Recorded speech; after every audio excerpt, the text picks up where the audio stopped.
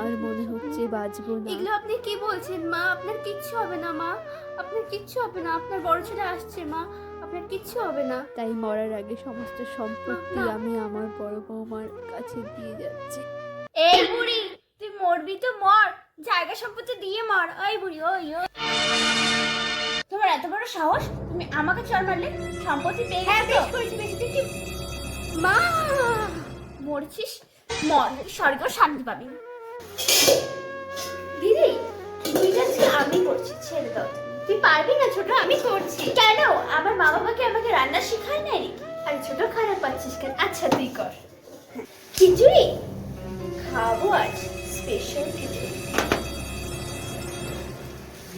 এই ডিশেই হবে আজ সমাপ্তি, আর আমার বড় বড় সব সম্পত্তি।